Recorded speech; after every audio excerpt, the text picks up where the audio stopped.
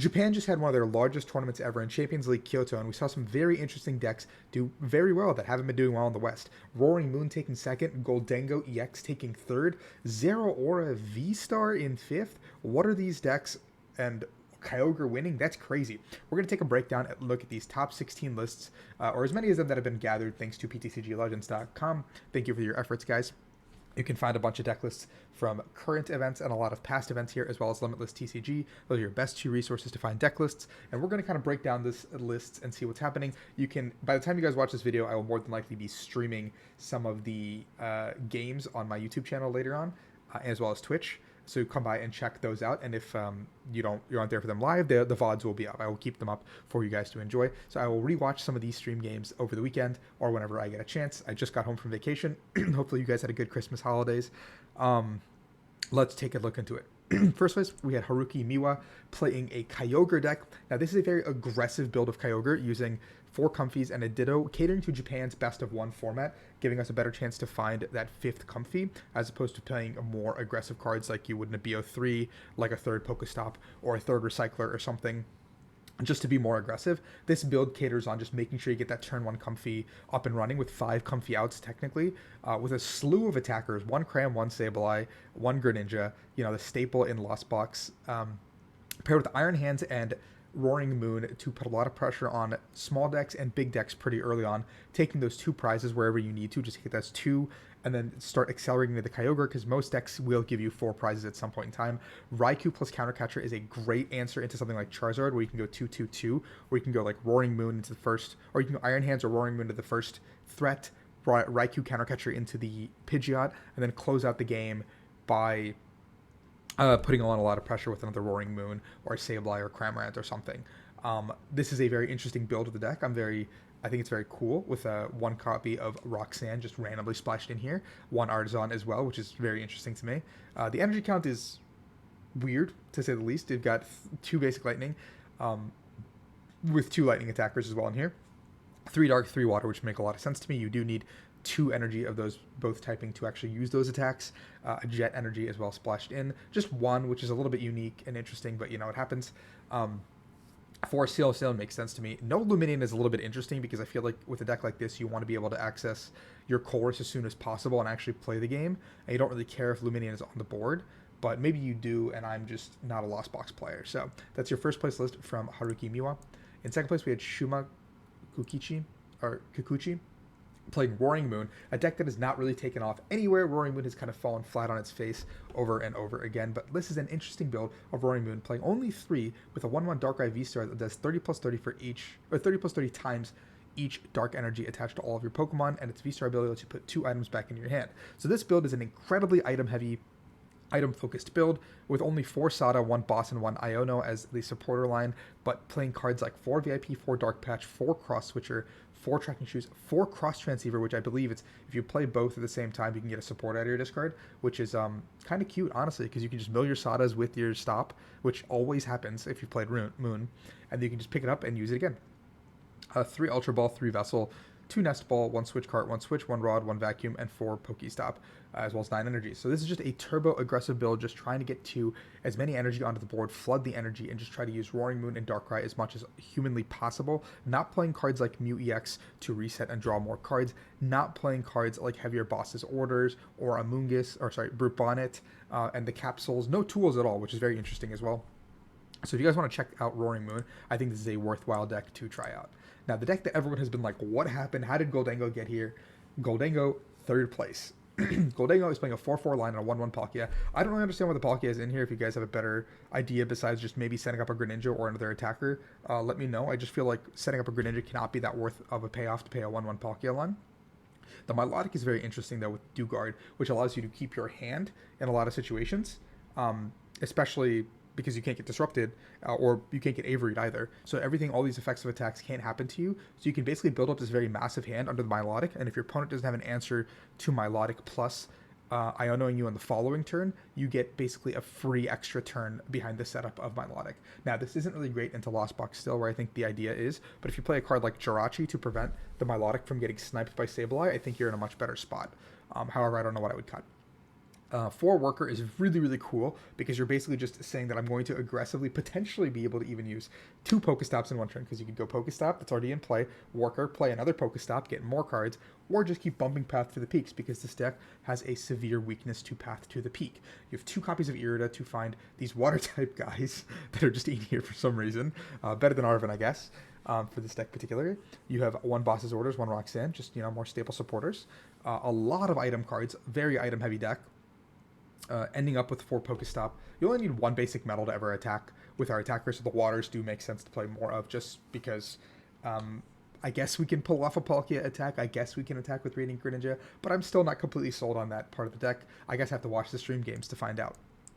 In 4th place, we had Shota Hirota playing Mew VMAX, a staple of the format. This is just a DTE Mew build, but look at the amount of tools in this deck. 3 Cremomatic, by the way. That is a cardinal sin. We've got 3 Judge, 2 Boss, 1 Iona, 1 Avery. Standard staple as you can get. Avery is a very interesting tech card to be bringing back into this, into DTE Mew specifically. We see the 3 Cremomatic, which just mind-boggling to me every single time. No Heavy Ball, choosing to play 2 Nest Ball instead over that slot.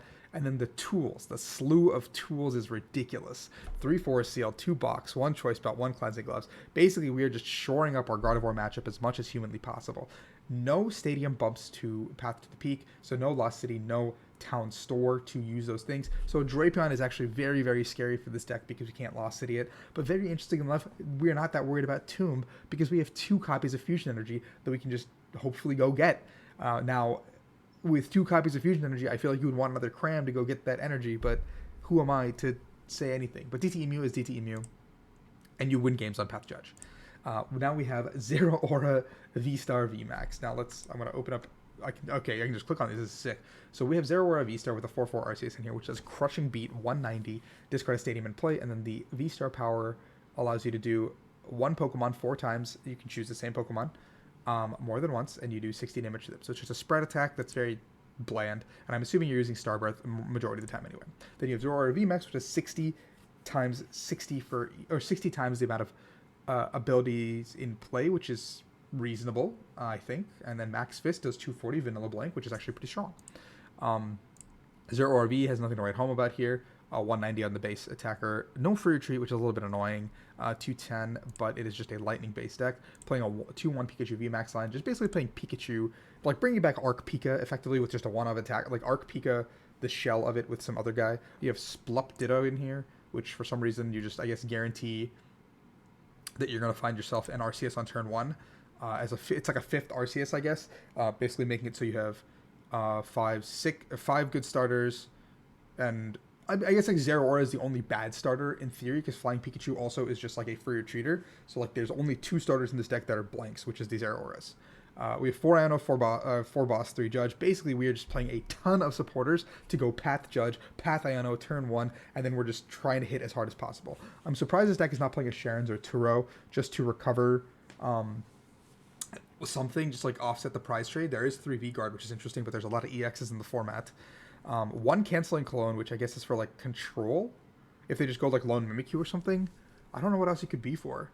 Like, what are we coloning that is so important in this format? It's like legitimately just has to be like if they go Lone Mimikyu, right? Like if control goes Lone Mimikyu, you just go Cologne win the game. But again, control should just go like 1 Snorlax on bench or something in that position. But I guess you can boss around and just take those knockouts where you can. But interestingly, it's interesting. 1 Forest Sealstone as well, so in case you choose to use Zero Aura's V-Star power, Lightning Storm Star, you can use your Sealstone at some point in time, so it is a get out of jail free card, I guess. No Leafy Camo Poncho, nothing spicy like that, but it's just a Path Judge deck. We don't have this Charizard list from Dai Akizuki, but I presume it's just a very standard staple Charizard Pidgeot, but it's also Japan, so who knows. Then we have Urshifu Valiant, another very interesting deck to make a limelight splash here. Basically trying to win the game on turn 1, and if you don't, you can win it on turn 2 or 3. You basically, this list is playing Luminous Energies, which is interesting because Luminous Energies just don't become an energy unless it's just the only thing on them. So this gives you an extra bonus boost attack to use Gale Thrust early on in the game. And so you have 7 Gale Thrust outs, effectively, which is actually very, very strong, because Gale Thrust is a very powerful attack if you can't actually activate your main attacker, and then you have Radiant Charizard, which you can activate later in the game, compared to playing a different Radiant Pokemon. You have 4 Research, 3 Iono, 3 Colress, 1 Worker, just basically a lot of supporters to get you through your deck. a ton of Switch cards, 12 to be exact here, in addition to the 2 booster capsules. 1 TM Devo to play the game the way you want to play the game. 3 Force Town Stores, which makes a lot of sense to me as well. Basically just an aggressive version of trying to get your opponent's hand down to, or board down to nothing. It's very cool. I like this idea. I think this deck could be really good. I want to play a couple games to see how it feels. We have no Giratina from Yuichi Okada, but I think Giratina is Giratina is Giratina. The deck has not changed very much in the last, since it came out. Then we have Charizard once again making its limelight. Charizard Pidgeot. We see the Rotom build taking a lot more popularity with no Radiant Charizard in the deck. This has become more of the new standard for Arven 3 Iono. This is like a very standard list across the board.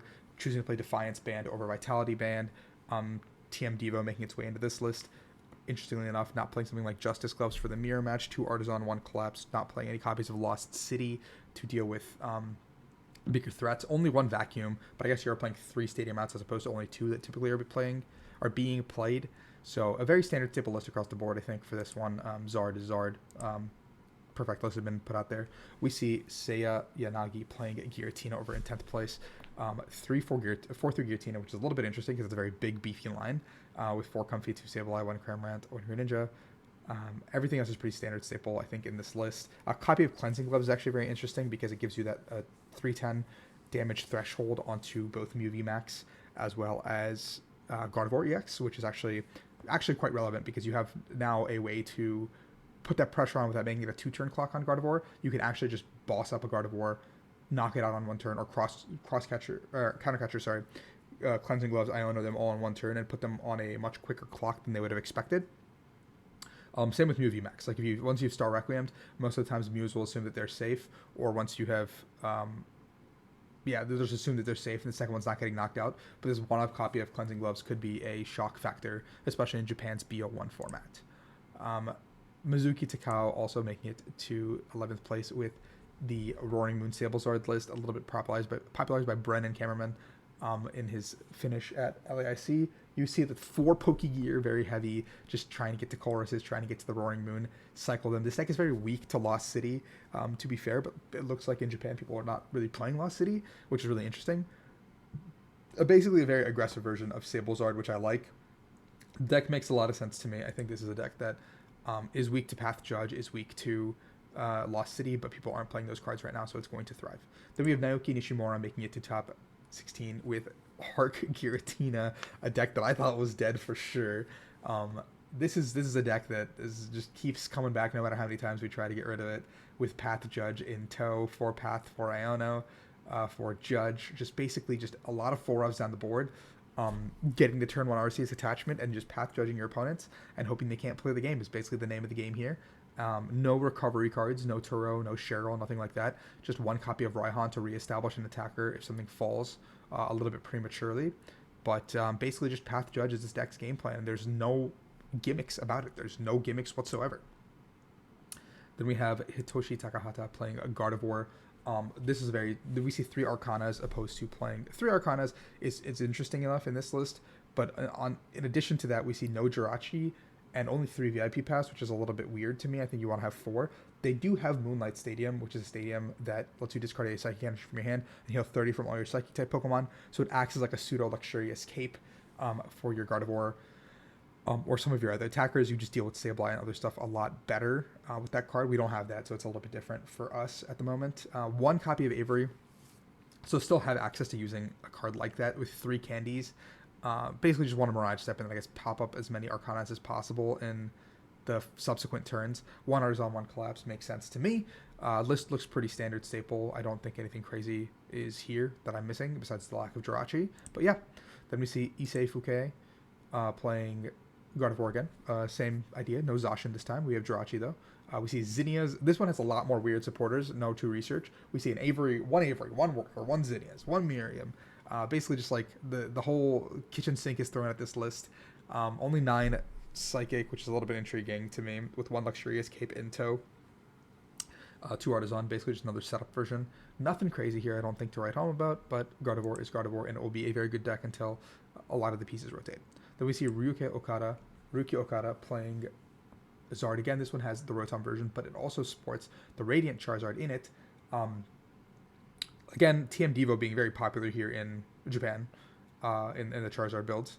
For some reason, we see Choice Belt instead of the Vitality Band or Defiance Band. No Justice Gloves once again. 2 Vacuum instead of the normal, what we've seen so far. 1 Avery as well in here. Only 1 copy of Arven, which is so interesting to me because Arven, I feel like, is the lifeblood of this deck, and you are only playing 1 of it. Like, Arven is so good in this deck, and this list is only playing 1, which is kind of mind-boggling to me, but you do you. Best of 1. And topping it off, we don't have Naoto Asakura's list, but this was our top 16 in Japan at the Champions League Kyoto. If you guys like this kind of content, please like and subscribe. It would help out a ton. And if you guys want to see some of those VODs from my stream once I watch this Kyoto Champions League, stay tuned for the next couple days. They will be up. I will be streaming. If you want to come join in live and hang out with me, that would be greatly appreciated. Thank you guys so much, and peace out. Have a happy holidays.